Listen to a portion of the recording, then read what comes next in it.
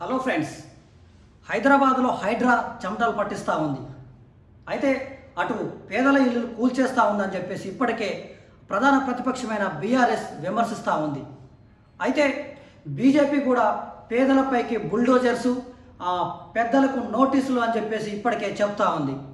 అయితే ఇప్పటికే హైడ్రా సినీ నటుడు నాగార్జున ఎన్కన్వెన్షన్ కూల్చివేసిన సంగతి మనందరికీ తెలిసిందే. అయితే మరో నటుడు జయబేరి సంస్థల అధినేత మురళీమోహన్ కూడా నోటీసులు జారీ చేయడం జరిగింది. సో ఇప్పటికే మనం హైడ్రా అడలు పెట్టిస్తూ ఉంది హైదరాబాద్లో. అయితే నిన్న జరిగిన విజువల్స్ అంటే మాదాపూర్లో సున్నం చెరువులో జరిగిన విజువల్స్, దాని న్యూస్ ఇప్పుడు మనం చూద్దాం. అయితే కూల్చివేత, గుండెకోత, తెల్లారకు ముందే బస్తీలపై బుల్డోజర్లతో హైడ్రా దాడి, పండగ పూట పేదల ఇల్లు కూల్చివేత, సర్కార్పై దుమ్మెత్తిపోసిన బాధితులు, చంటి పిల్లలతో వర్షంలోనే కుటుంబాలు, కండ్ల ముందే గూడు చెదిరిన పేదలు, కిరోసిన్తో పలువురి ఆత్మహత్యాయత్నం, కనికరం లేని కాంగ్రెస్ సర్కార్ అంటూ కేటీఆర్ విమర్శలు చేస్తూ ఉన్నారు.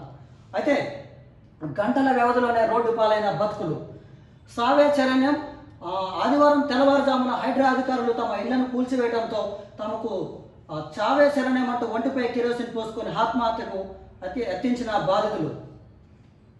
అయితే చూద్దాం ఇంకోటి, కేసీఆర్ తెలంగాణ తెస్తే నువ్వు కూలుస్తున్నావు. కేసీఆర్ 28 రోజులు 30 రోజులు నిరాహార దీక్ష చేసి తెలంగాణ తెస్తే నువ్వేం చేసావయ్యా? మాలాంటి వాళ్ళ ఇల్లు కడుపులు కొట్టడానికి వచ్చావు.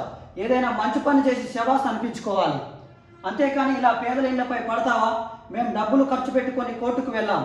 కోర్టులు ఎందుకున్నాయి? కేసు అక్కడుండగానే ఇక్కడికి వచ్చి ఎలా కూలుస్తారు? మేమేమి దొంగతనం చేయలేదు, కష్టపడి లోన్లు తెచ్చుకొని ఇల్లు కట్టుకున్నామని చెప్పేసి ఆ బాధితురాలు వాపోతూ ఉన్నది. సో అయితే ఇక్కడ గత ప్రభుత్వంలో అంటే ఆ చెరువులు ఎఫ్టీఎల్ బఫర్ జోన్ అనేది ఆ చెరువుల్లో తీసుకురావడం జరిగింది. అయితే ఎఫ్టీఎల్ అంటే ఫుల్ ట్యాంక్ లెవెల్, అంటే ఒక చెరువు పూర్తిగా నిండినప్పుడు దాన్ని సర్వే చేసి దాన్ని మొత్తాన్ని ఎఫ్టీఎల్గా అక్కడున్న అధికారులు చెప్తూ ఉంటారు. సో ఈ ఎఫ్టీఎల్ తర్వాత అక్కడ చెరువులో నీళ్ళు లేనప్పుడు ఆ ఎఫ్టీఎల్ కానీ తర్వాత ఎఫ్టీఎల్ని సంరక్షించడానికి దాని చుట్టూ బఫర్ జోన్ని ఏర్పాటు చేయడం జరిగింది. ఆ బఫర్ జోన్ని కూడా ఒక యాక్ట్ ప్రకారం తీసుకురావటం జరిగింది. సో దాని చెరువులో నీళ్ళు లేనప్పుడు కొంతమంది అంటే అక్కడున్న రాజకీయ నాయకులతో కలిసి అటు ఆ బఫర్ జోన్ కానీ ఎఫ్టీఎల్ని ఆక్రమించి లేఅవుట్లు వేసుకొని ఇలాంటి అమాయకులకి ఆ విల్లాలు కానీ అవన్నీ కట్టుకొని ఇలాంటి అమాయకులకు అమ్ముతూ ఉన్నారు. సో ఇప్పటికైనా హైదరాబాద్లో ఇల్లు కొనుక్కోవాలనుకుంటే ఎవరైనా అంటే సామాన్యులు పాపం లోన్లు పెట్టుకొని మరి ఇల్లులు కట్టుకొని ఇప్పుడు ఈ ఎఫ్టీఎల్ బఫర్ జోన్ పరిధిలో ఉన్న హైడ్రా కూల్చివేతంతో వాళ్ళ బతుకులు రోడ్డును పడతా ఉన్నాయి. సో వెంచర్లు వేసి లేఅవుట్లు వేసి రాజకీయ నాయకుల అండదండలతో రెచ్చిపోయి ఇలా సామాన్యులకు కట్టబెట్టి వాళ్ళు ఇప్పుడు పరారైతా ఉన్నారు. ఇప్పుడు సామాన్యులపై హైడ్రా విరుచుకుపడతా ఉందని చెప్పేసి చాలామంది అంటూ ఉన్నారు.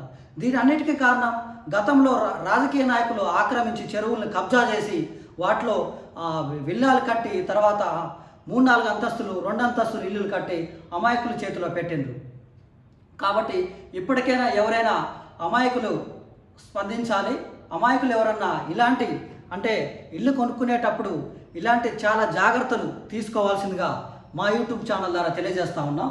అయితే ముఖ్యంగా ఇంకొక న్యూస్ ఏంటంటే దీంట్లో వినాయకుడు పూజ చేసుకొని హాయిగా నిద్రించిన ఆ కుటుంబాలకు మరికొన్ని గంటల్లోనే హైడ్రా రూపం గండం వచ్చింది. ప్రజాపాలనలో సామాన్యుని గూడుపై సర్కార్ దాడి మొదలైంది. తెల్లవారుజామునే నిద్ర లేవకముందే ఇళ్లపై బుల్డోజర్తో దాడులు చేస్తూ ప్రభుత్వం హైడ్రామాలు చేస్తుంది. ప్రభుత్వం హైడ్రాపై బాధితులు తిరగబడుతూ ఆత్మహత్యానికి పాల్పడుతున్నారు. ఎఫ్టీఎల్లో నిర్మాణం జరుగుతున్న వాటిపైనే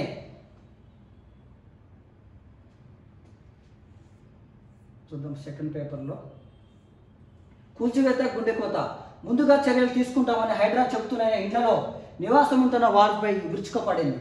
కూల్చివేతల్లో హైడ్రా ప్రదర్శిస్తున్న ద్వంద్వ నీతిపై నగర ప్రజలు మండిపడతా ఉన్నారు. ఆదివారం ఉదయం మాదాపూర్లోని సున్నం చెరువు పరిసరాల్లో ఉద్రిక్తల నడుమ హైడ్రా కూల్చివేతలు చేపట్టింది. దుండిగల్ మున్సిపాలిటీ పరిధిలో మల్లంపేటలోని కత్వా చెరువు, F12 బఫర్ జోన్లో లక్ష్మీ శ్రీనివాస కన్స్ట్రక్షన్ సంస్థ FTL బఫర్ జోన్లో నిర్మించిన 13 విల్లాలను కూల్చివేశారు. సో ఇంకా ఇది చూడండి, మల్లంపేటలోని కత్వా చెరువు FTL బఫర్ జోన్లో ఉన్న 13 విల్లాలను కూల్చివేసింది. ఈ సంస్థ ఏంటంటే లక్ష్మీ శ్రీనివాస కన్స్ట్రక్షన్ సంస్థ. అయితే ఈ సంస్థ సంబంధించిన లేడీ డాన్గా పేరుందని చెప్పేసి హైడ్రా చెప్తా ఉంది. ఆ లేడీ డాన్ అనేవారు ఏం చేశారంటే అక్కడ ఎమ్మెల్సీ అంటే కేటీఆర్కు దగ్గరగా ఉన్న ఎమ్మెల్సీ సహకారంతో ఆ కత్వాల్ చెరువు ఆక్రమించి 13 విల్లాలను కట్టారని చెప్పేసి ఈ మధ్యకాలంలో ఒక వార్త చక్కర్లు కొడతా ఉంది. సో ఆ ఎమ్మెల్సీ సహకారంతో ఆ లేడీ డాన్గా పేరు పొందిన ఆ లేడీ ఈ కన్స్ట్రక్షన్ కట్టి 13 విల్లాల్ని ఆ అమాయకులకి అమ్మటం జరిగింది. అది ఒక్కొక్కటి 1.5 కోటి పైన ఆ విల్లాని అమ్మటం జరిగింది. ఇప్పుడు ఆ విల్లాల్ని హైడ్రా కూల్చివేసింది. సో ఇప్పుడు ఆ లేడీ డాన్ ఇప్పుడు ఇక్కడ లేకుండా పోయింది. సో చూడండి ఎంత అన్యాయం అంటే 13 విల్లాలని ఒక్కొక్కరు 1.5 కోటి చొప్పున అంటే 30 కోట్లు పైగా ఉంటుంది. ఆ 30 కోట్లు అంటే రాజకీయ నాయకుల అండదండలతోనే హైదరాబాద్లో చెరువులు కబ్జాలకు గురైనాయని చెప్పేసి మనం స్పష్టమైన వైఖరి మన దగ్గర కనపడతా ఉంది. సో చూడండి, ఆ 13 విల్లాలకు సంబంధించిన బాధితులు ఏం కావాలి, 1.5 కోటి అంటే బ్యాంకులో లోన్ పెట్టుకొని తినక వాళ్ళ విల్లాలను కొనుక్కొని ప్రశాంతంగా జీవితం గడుపుతామనే లోపే హైడ్రా కూల్చివేసింది. ఆ బాధితులు కన్నీటి పర్యంతం అవుతూ ఉన్నారు. సో ఇప్పటికైనా ప్రతి ఒక్కరు గమనించాలి. ఎందుకంటే మీరు విల్లాలు కానీ ఏదైనా ఇల్లు కానీ కొనుక్కునేటప్పుడు జాగ్రత్త వహించండి. ఎందుకంటే కబ్జాలకు రాజకీయ నాయకుల అండదండలతో కబ్జాలు చేసి దాంట్లో విల్లాలు కానీ 2, 3, 4 అంతస్తుల భవనాలు కట్టి అమాయకుల చేతిలో పెడితే లాస్ట్కి అమాయకులు బలవుతూ ఉన్నారు. సో చూడండి, దుండిగల్ మున్సిపాలిటీ పరిధిలోని మల్లంపేటలోని కత్వా చెరువులోని లక్ష్మీ కన్స్ట్రక్షన్ 13 విల్లాల్ని కట్టి అమాయకులకి అమ్మింది. సో అంటే ఆ అమాయకులకి అండగా మన యూట్యూబ్ ఛానల్ అండగా ఉంటుంది.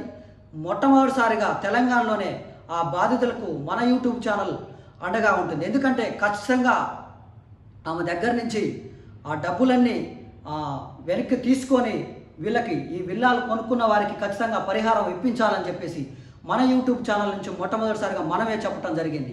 కాబట్టి తెలంగాణ రాష్ట్రంలో అంటే ముఖ్యంగా హైదరాబాద్లో హైడ్రా అంటే పేదల ఇల్లును కూల్చుందని చెప్పేసి ఖచ్చితంగా ప్రతిపక్షాలు భారీ పెద్ద ఎత్తున ఆరోపణలు చేపడతా ఉన్నారు.